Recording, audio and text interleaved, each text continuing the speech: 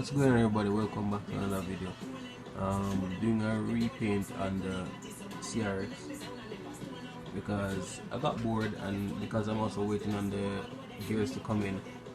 I'm figuring, it's only right that I do a repaint on this body and have everything fresh and ready to go.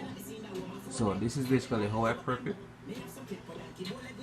I remove the side windows because I have a project coming up for that, and the internals because as you remove things from the body, it's going to get a little bit weaker.